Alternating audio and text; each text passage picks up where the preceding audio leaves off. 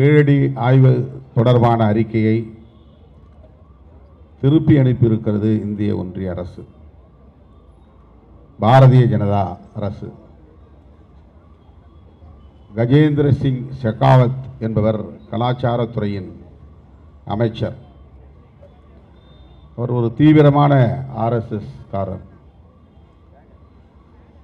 இன்னும் சொல்ல போனால் ஒரு வடிகட்டிய ஆர்எஸ்எஸ் தொண்டர், கலப்படமில்லாத ஒரு நபர். அவரிடத்தில் ஏதாவது பரிந்துரைக்கு போனால் வெளிப்படையாகவே நீங்கள் இங்கே அரசை கடுமையாக விமர்சிக்கிறீர்கள், அப்புறம் என்ன பரிந்துரைக்கு வந்திருக்கிறீர்கள் என்று கேட்கக்கூடிய அளவுக்கு ஆர்எஸ்எஸ் சிந்தனையாளர் அவர். நாடாளுமன்ற உறுப்பினர்கள், மக்களின் பிரதிநிதிகள், மக்கள் சார்பிலே பரிந்துரை எடுத்து வருகிறார்கள் என்கிற ஒரு நாகரிகம் கூட அவரிடத்தில் இல்லை என்பதை கண்டு அதிர்ச்சி அடைந்திருக்கிறோம். தமிழர்களின் தொன்மை கீழடி ஆய்வறிக்கையில் வெளிப்பட்டிருக்கிறது. கிமு 6ஆம் நூற்றாண்டு காலத்தை உறுதி செய்திருக்கிறார்கள்.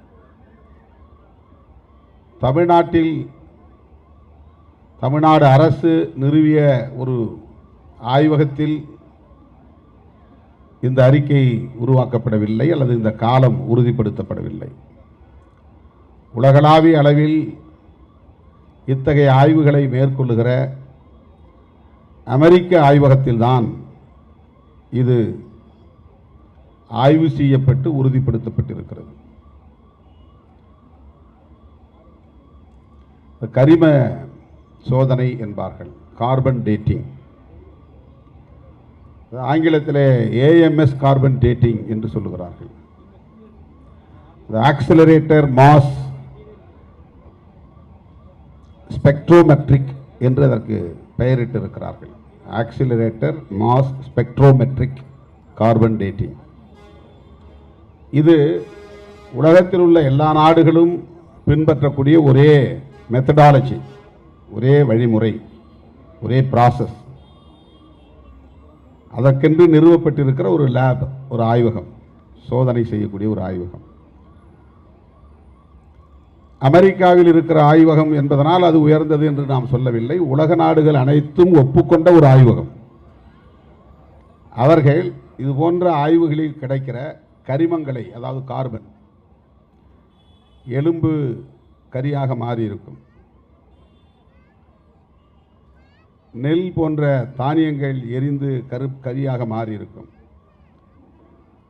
மனிதனுடைய பல் நீண்ட காலம் இருக்கக்கூடிய ஒரு பொருள், தடயங்களில் மிக முக்கியமான ஒரு அறிவியல் ஆய்வுக்கு பயன்படக்கூடிய, உறுதிப்படுத்தப்படக்கூடிய ஒரு தடயங்களில் ஒன்று பல்.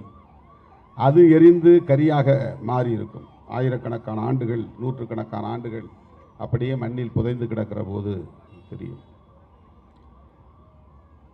அப்படிப்பட்ட அந்த கரிமங்களை எடுத்து அதனுடைய காலத்தை தீர்மானிக்கக்கூடிய ஒரு ஆய்வு முறை, ரிசர்ச் மெத்தடாலஜி, உலகத்தாரால் ஒப்புக்கொள்ளப்பட்ட ஒரே ஆய்வு முறை அதுதான் AMS கார்பன் டேட்டிங். அவர்கள்தான் இதை சர்டிஃபை செய்திருக்கிறார்கள். அங்கே யாரும் தமிழர்கள் கிடையாது. அந்த ஆய்வகத்தில் நம்முடைய அமர்நாத் ராமகிருஷ்ணா போன்றவர்கள் யாரும் இல்லை. அமர்நாத் ராமகிருஷ்ணா மட்டுமே ஆய்வு செய்து சொன்ன அறிக்கை அல்ல இது, அல்லது தமிழ்நாட்டில் இருப்பவர்கள் மிகைப்படுத்தி தந்த ஒரு அறிக்கை அல்ல. உலகத்தில் உள்ள பல நாடுகள் எந்த ஆய்வகத்தில் கொடுத்து ஆய்வு செய்கிறார்களோ அந்த ஆய்வகத்திற்கு அனுப்பி வைத்தது ASI, தமிழ்நாடு அரசு அல்ல. ஆர்கியாலஜிக்கல் சர்வே ஆஃப் இந்தியா என்கிற இந்திய ஒன்றிய அரசின் நிறுவனம்தான் அதற்கான அனுமதியை தருகிறது, பர்மிஷன். தமிழ்நாடு முதலமைச்சர் நேரடியாக அனுப்பிவிட முடியாது. அமர்நாத் ராமகிருஷ்ணா நேரடியாக அங்கு கொண்டு போய் கொடுத்து அந்த சோதனையை செய்துவிட முடியாது. இதற்கெல்லாம் ஒரு இன்டர்நேஷனல் ப்ரொசீஜர் இருக்கிறது, பன்னாட்டு அணுகுமுறைகள் இருக்கின்றன, நடைமுறைகள் இருக்கின்றன, ஆய்வு செய்வதற்கான சட்டப்பூர்வமான வழிமுறைகள் இருக்கின்றன. அவற்றை பின்பற்றி தான் கீழடியில் செய்யப்பட்ட 11வது அடுக்கு, ஒவ்வொரு லேயராக எடுக்கிறதுல 11வது அடுக்கு, அதிலிருந்து கிடைத்த கரிமங்கள் தான் ஆய்வுக்கு உட்படுத்தப்பட்டன. அந்த ஆய்வில் தான் இது கிமு 6ஆம் நூற்றாண்டு,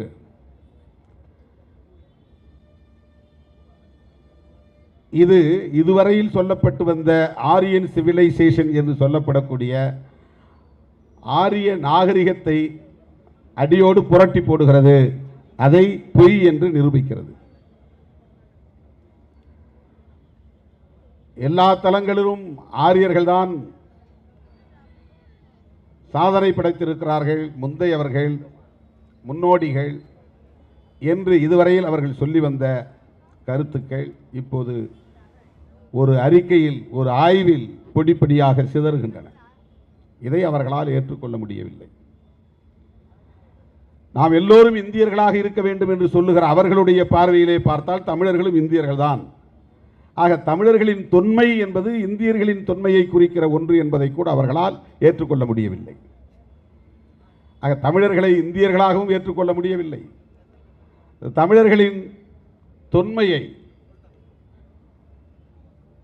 இந்தியர்களுக்கான வரலாறு என்பதாகவும் அவர்களால் உள்வாங்க முடியவில்லை, ஏற்றுக்கொள்ள முடியவில்லை. அதிலிருந்து வெளிப்படுகிற ஒரு எதிர்வினைதான் இந்த அறிக்கைக்கு இன்னும் போதுமான ஆதாரம் தேவை என்று.